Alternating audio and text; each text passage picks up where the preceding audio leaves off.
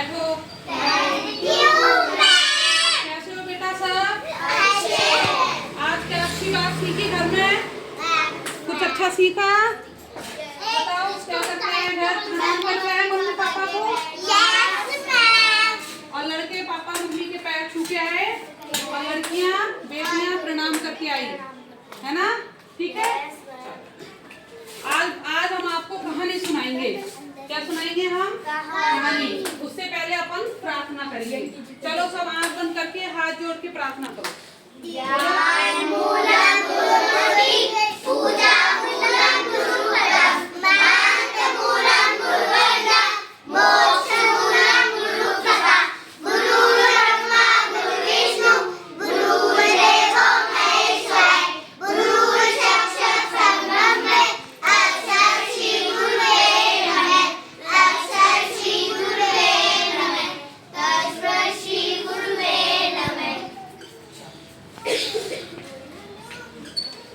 आज हमारे चैप्टर का वो रहेगा कहानी। आज हम क्या करेंगे? कहानी सुनेंगे, कहानी बताएंगे और कहानी को हम अच्छी तरह एक्सप्लेन करेंगे। अब अपने अपने सब बैग पीछे रख दो और एक घेरा बना लो, घेरे में अपन बैठेंगे। आ जाओ, बैठो।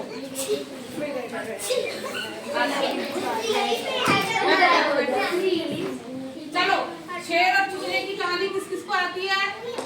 आती है। और किसको आती है? बैठो, ये बैठो। आप सुना करो शेर और चूहे की कहानी। इधर आ जाओ बेटा, इधर बैठो। यहाँ आ जाओ, अंदर आ जाओ, अंदर छोटे छोटे बच्चे अंदर आ जाओ। बस देखो, ऐसे नहीं, घेरा बनाओ बेटा। बैठो, इधर आ जाओ। हाँ, यहाँ आ जाओ। हाँ, चलो आप सुनाओ। ऐसे सुनाओ, यहाँ बैठ खड़े होके। हाँ बोलो।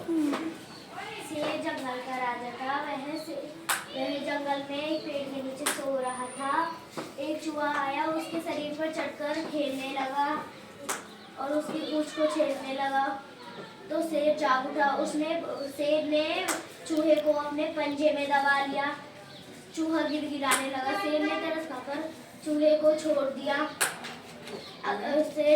वो चूहा बोला कि मैं तुम्हारे काम आऊंगा। शेर बोला, ये छोटा जानवर मेरे क्या काम आएगा। अगले दिन शेर शिकारियों के जाल में फंस गया। शेर दौड़ने लगा। चूहे तक उसकी आवाज पहुंची तो चूहा दौड़ा चला आया। उसने अपने नुकीले दांतों से जाल को काट दिया।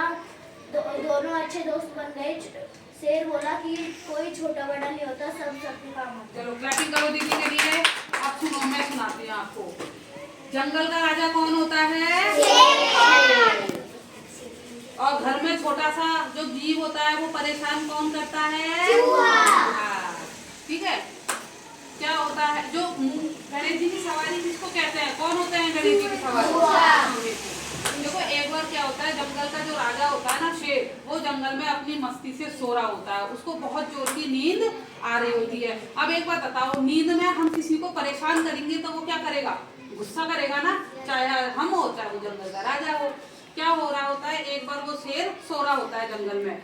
अब जंगल में जब वो शेर सो रहा होता है तो वहां से फुदक फुदक के क्या आता है? चूहा आता है। और चूहा क्या करता है उसके साथ? उसके कभी पीठ पर, कभी पूंछ पे, कभी हाथ पे, कभी उसकी नाक पर क्या करने लगता है? चू चू चू चू चू करता है, उसे परेशान करने लग जाता है। अब वो शेर बहुत गहरी नींद में सोता है। कभी उसकी पूंछ को काटता है, कभी उसके पीठ पे फिसल पट्टी खेलता है।